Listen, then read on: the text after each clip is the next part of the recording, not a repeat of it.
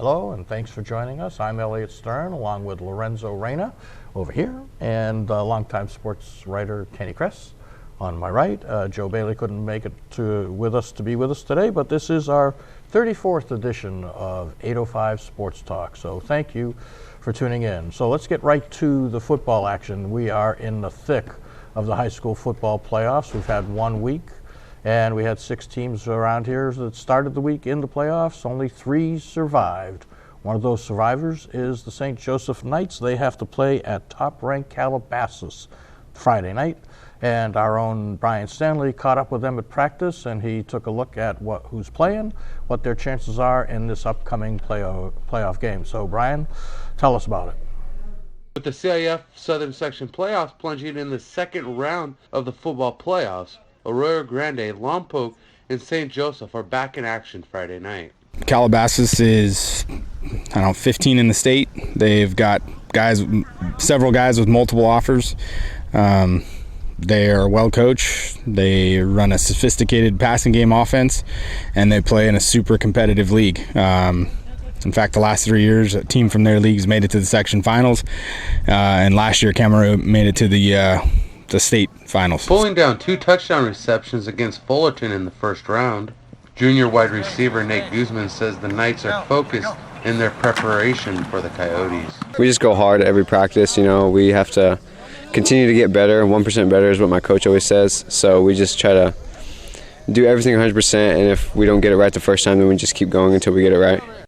Playing on both sides of the ball for the Knights, senior Fenton Will believes this season's schedule has prepared St. Joseph for Calabasas. I think it was kind of meant to be how we had such a tough preseason and then a regular season, just to build up and get ready, have such heavy competition just for this game. So all season and pretty much every year we've been on varsity, we've kind of been preparing for teams like Calabasas. And, it's always tough for small schools to put up points and stop teams such as Calabasas, but I think we feel pretty good. Facing a number 1 seed for the 3rd straight year, Coach Davis set the Knights' schedule up this season for just this scenario. Last 3 years, well, I guess the last 2 and then 3, including this year, we faced the number 1 seed. Last year, Camarillo. 2 years ago against Newberry Park, and we got to those games, and it was a team we had never seen before. Size, speed, and not to take away anything from the teams around here. Lompoc's obviously a really good team. So is AG, Paso, but it's just a different animal down there. So we kind of set the schedule this year with that in mind, and that's why we took on Notre Dame and St. Bonaventure. So regardless of the outcomes of those games, at least we had experience in going against teams of that level. In Division 2, the Arroyo Grande Eagles travel to Valencia to face the Vikings out of the Foothill League. Lompoc will be on the road in Division 4 action, traveling to Etiwanda to face the Eagles out of the Baseline League. And in Division 5 action, the St. Joseph Knights will travel to Calabasas to face the undefeated Coyotes out of the Camino League. For 805 Sports Talk, Brian Stanley reporting. Thank you, Brian. So we're looking forward to that game at Calabasas. That's going to be a tough game, and we're going to talk about that more later. But let's change topics right now and go to some auto racing, drag racing specifically.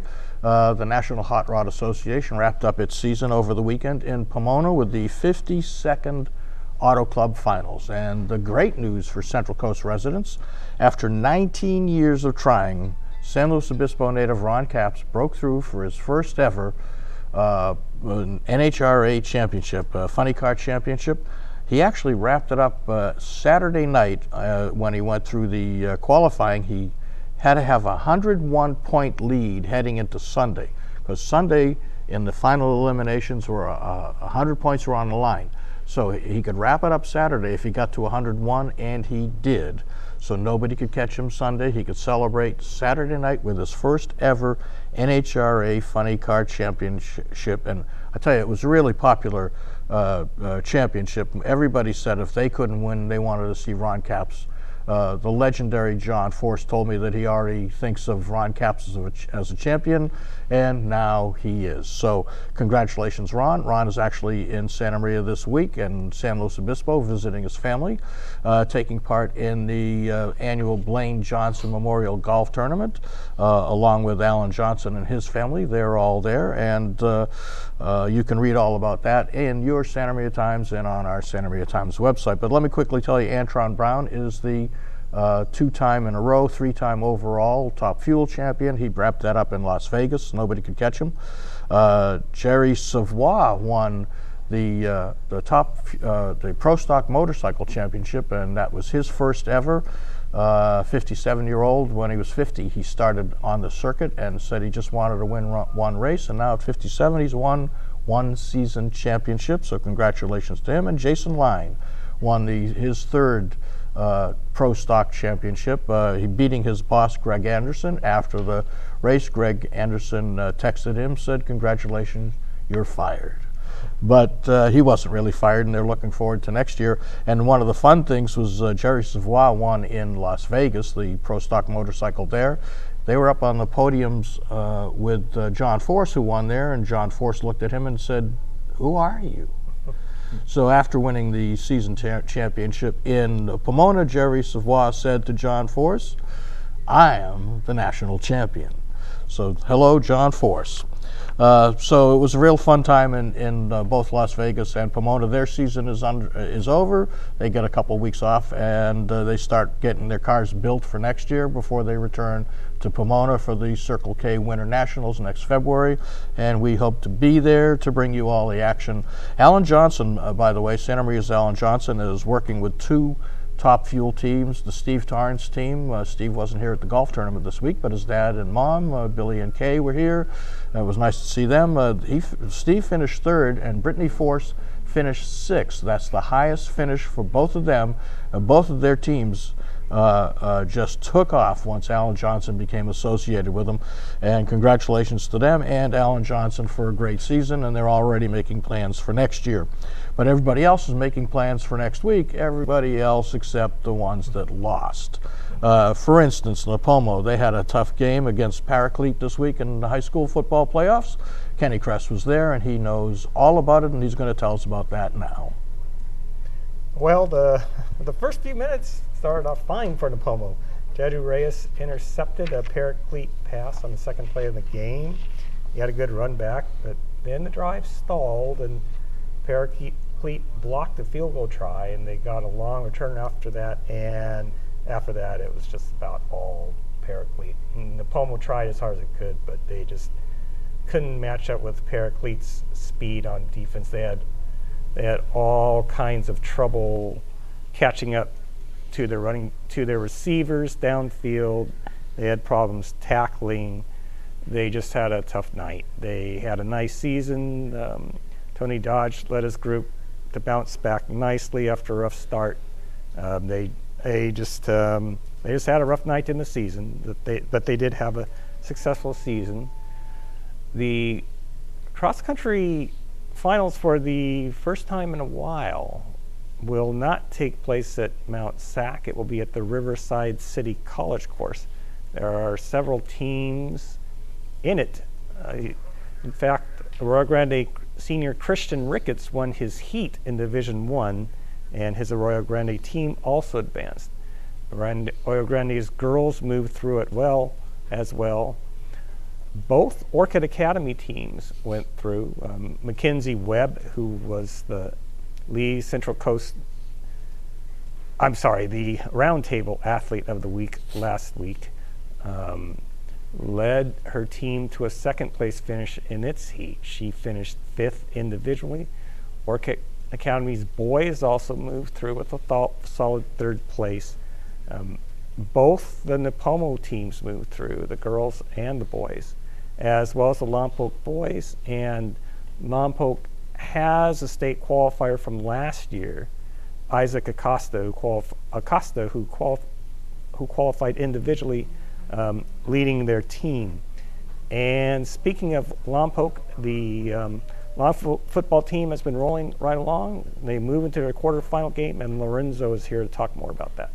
All right. Thank you, Kenny. And I expected a Lompoc victory, but not 65-0. Not in the fashion that the Braves was able to pull off. I mean, just right away they pounced on Carter and didn't let up. And one of the things that stood out in this game was just how Lompoc was able to capitalize on so many early mistakes on Carter's side. There was the 4 takeaways early on, and another glaring stat, and this was something that I mentioned in my recap, Lompoc didn't punt the football in the first 16 minutes of the first half, and it was because they scored on their first 6 possessions. So this halftime score was 52-0. Running clock was already into play, already right after halftime. Now, headed into this Friday tilt against Etiwanda kind of looks a little bit similar like Carter. I mean, they're a 5-win team.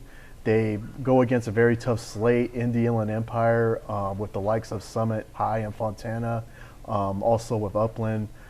Etiwanda, though, according to Andrew Jones, says that they're a little bit more of a balanced team and that their strength is actually the passing game. So pass defense with the likes of Ruben Cortez, Shamar, Savage, they're definitely going to be counted on to really carry the Braves in this game. But one of the good things about this matchup that I like for on Lompoc's end is that you have an Etiwanda defense that, like Carter, has given up a lot of points. Lompoc, as we've seen throughout the course of the year, puts up a lot of points. So I still feel like that there's still some favorable matchups on Lompoc's end. And I'm going to be taking the long drive over to Rancho Cucamonga and check this game out. So I'll pass it over to you, Mr. Stern. Well, you can read all about that on our website and in Saturday's Santa Maria Times and Sunday's Lompoc Record. But what do you think you're going to read about? I think you're going to read about, okay, maybe not 65-0, maybe 64-0, 61-0.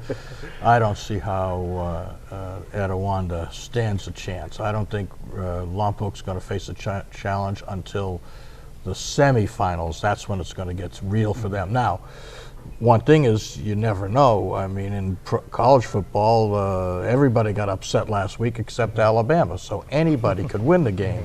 I just don't think Etiwanda's going to be in anybody. Andrew Jones does not let the kids look ahead. Focus on this opponent. We'll worry about the next opponent. If there is a next opponent, you got to win this game. You got to play right. You got to block. You got to tackle. Exactly. If you open the holes, then the guys like Toatawa will score touchdowns. Shamar Savage will catch passes, and we'll go on and win this game. If you don't do your job, that won't happen. The same thing on defense. If you just play hard-nosed, Lompoc Brave defense, we're going to have another win. And he keeps them up for the games. He keeps them focused. He's an excellent coach. He's one of the best we've seen around here in years. There are other good ones, like Tom Goosen and so like Dan Ellington and several others we've seen. But Andrew Jones really stands out, and he's not going to let them look ahead. And I think it's just, 49-0, maybe as close as they get. I don't see them giving up any points. They've got a lot of shutouts this year. Their defense, they're proud of their defense. Those kids want to keep them off the board. Even when they put the second stringers in, when the clock starts running in the second half, when they just don't stop the clock except for injuries or timeouts or kickoffs, there's still the pride there to keep them off the board. So I see it as another blowout win for Lompoc, and their season will really start getting going, their playoff season, next week in the semifinals when it's going to be like the top 4, so that's when you've got to really bring your A game. But that A game is going to be way too much for Etiwanda. Yes, Lompoc has to take a long bus ride south, but I really don't think they'll face them. They have a lot of veteran guys who are used to playoff trips. No disrespect to Etiwanda, but I just think Lompoc has them outmanned all the way around. I think Etiwanda's best chance is a sustained ground game where they can eat up the clock on drive after drive and keep Lompoc's offense off the field, but I just don't see that happening. In fact, I think the opposite will happen if Lompoc's not scoring quickly, which I think they will score quickly more than once actually, but if they don't score quickly, I think they'll go on long clock-consuming drives that will keep Etiwanda off the field. Again, no disrespect to Etiwanda. They were among the teams also receiving votes in the Division 4 poll, but of the 3 games, playoff games involving area teams, I just think this will be the most one-sided. Go ahead. If Etiwanda can get the opening kickoff and sustain a 48-minute drive, score at the end of it for a 7-0 win, they stand a chance. That's not going to happen. Yeah, and I'll point out too, in regards to Etiwanda, unfortunately they don't have that physical running element. The top running back is an elusive guy, so he's usually not the kind of guy you want to rely on with getting the blast runs, the dive runs, the tough runs in between the tackles. So, I mean, advantage already swings toward the Lompoc defense, and you know that pass defense has also come on strong, especially with the play of Savage as well. So, more games. St. Joe, they had a good game last week against Troy, and their prize for beating Troy is a trip to Calabasas. Now, that's the shortest ride of our 3 playoff teams that are from the Central Coast that are still in the hunt. It's only a couple hours down to Calabasas there on that little grade there going up towards Thousand Oaks. But the Calabasas Coyotes are the #1 team in this division. So where do you see this one going? I mean, I wish that I can sit here and say that St. Joseph has a chance, but I just don't see it. I saw Calabasas earlier this year against a very stacked Newberry Park team, and Calabasas just blew this team out the water. I mean, you got 2 Nebraska commits on offense in Tristan Gebbia and Keyshawn Johnson Jr. You got the top corner in the 2017 class in Darnay Holmes. Opposite side of him is Brendan Rowley-Hiles, who's arguably the top cornerback in the 2018 class. And you have an outside linebacker in Reggie Hughes, who's starting to pick up a lot of interest as well. So my whole feeling is, if you're St. Joseph, I feel like there's 2 key things, 2 key components that perhaps can swing toward an upset. 1, give the football to C.J. Cole. 2, pray. So, I mean, it's been a nice season for St. Joseph, but I just don't see this happening. This Calabasas team is a huge mountain to scale. I think I do think St. Joseph is a long shot. One thing they do have going for them is they are capable with they have a good offensive line and a good back in C.J. Cole. They are capable of going on time-consuming drives, which will give them a better chance of keeping Calabasas' Division I Comet quarterback and company off the field. That's their only realistic chance. St. Joseph's pass defense is going up against the passing game, the likes they've never seen before this year. In fact, I would doubt that they've seen anything close to what Calabasas brings as far as the passing game. I think not only do they have the 1-star receiver, I think he leads 5 guys who I think average more than 35 yards a game in pass receptions. I mean, 35 yards a game in pass receptions, that may not seem impressive for one guy, but when you've got 5 guys who average 35 yards a game or more in pass reception yardage, that's really spreading out a defense. That's a lot to try to keep up with. It's a Pac-12 team, that Calabasas team. So I saw St. Joe several years ago play against a Serra team that had Marquise Lee on it and a couple other guys that went on to Division I, and I see the same scenario unfolding. Too much speed, too much size, and the quarterback has way too many Oshmans. That's the thing, what you mentioned, 5 kids with 35 yards or more. Well, that's because the quarterback doesn't have to throw it to just one guy. And St. Joe doesn't have that luxury, and C.J. Cole can only play one position at a time. He can play quarterback if they need him. He can be one of the best wide receivers in the area. You know, he's a track champion. He can fly down the field, but they've needed him mostly at running back. But C.J. Cole is just not enough. And they've got some talent, but maybe they're in a Division II high because Calabasas is just loaded. And they're #1 for a reason. And the only good thing for St. Joe is it's not that long a ride home, because I don't see them being able to celebrate on that ride. If they were going all the way to the Inland Empire and they could have a 4-hour celebration coming home, it'd be fun. But they're going to celebrate a great season, but I don't think they're going to come home with a win. That Calabasas squad is just too tough. What might be the most evenly matched up game of this weekend is Arroyo Grande at number 2, Valencia. AG, Tom Goosen, those guys, they've got Sawyer May at quarterback. They got some Sam Ness on the defense. They've got some Division I quality talent on that team. And they've got they can mix it up with their running game, with their passing game. Their defenders are all over the ball. They're the team I'm seeing that might stand a chance at an upset. What do you think? I'd be surprised. Sorry, No, go ahead. I'd be surprised actually if the winner won by more than a touchdown in that one. I think they're very evenly matched. They both have good offenses, solid defenses. They can both either move the ball either on the ground or through the air. I think it will be an advantage for Valencia playing at home. I don't think it will be a prohibitive one. Again, I'd be surprised if this one doesn't go down to the end. I want to mention one guy on Arroyo Grande's side who is going to play a huge role, and a guy I definitely believe Goosen needs to give the football to right away.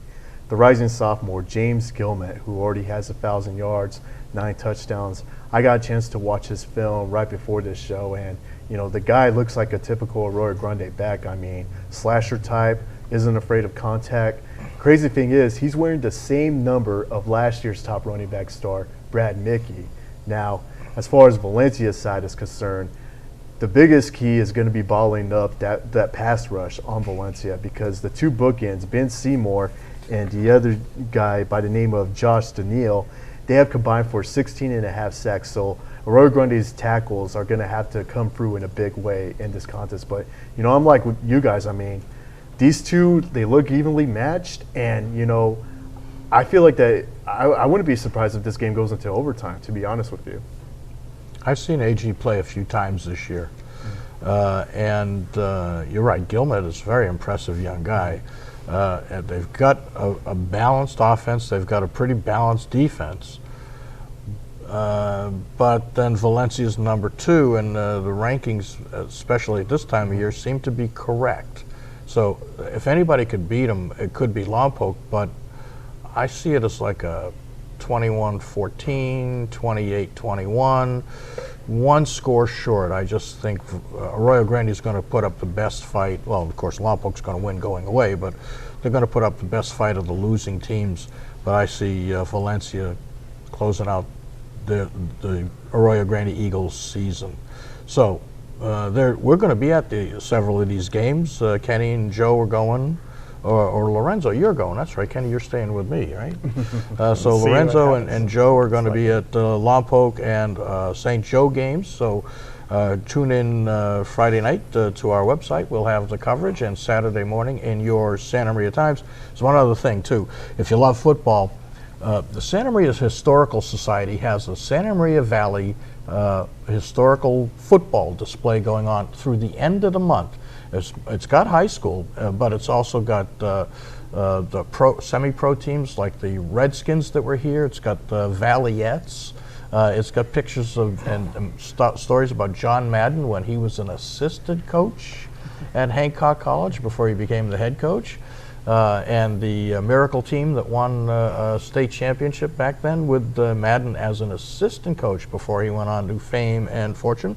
One of my favorite things was there's an old Santa Maria Redskins water bucket that was presented by the team to their water boy in 1950 or 51. And that water boy turned out to be fairly well known, Barney Eames, who went on to a wonderful coaching career at Hancock College, Santa Maria High School, St. Joe, even worked a little bit at Rigetti. You should go over and check that out. It's open 6 days a week, Monday through Saturday. It's free. It's fun. You should just go over and take a look and see the history of the football. It goes way back to the 20s in Santa Maria Valley. Another one of the places where sports got to start in this country. Our city, our little community is a big part of all that. So take advantage of that too. You can read my story about it on our website, and it was in the Santa Maria Times last week. But tune in this week for the high school football coverage. We'll have it all for you. We'll also be covering the track and Santa Maria's semifinal water polo, see if they make it to the finals. They've had a wonderful season, so don't forget to read about our coverage online and in your Santa Maria Times. But that's going to do it for this week's edition of 805 Sports Talk. We'd like to thank you for tuning in, being with us. Remember, check it all out online, in print, at your Santa Maria Times and santamariatimes.com. So that's it for now. Until next week, thanks for being with us. We'll see you again on 805 Sports Talk.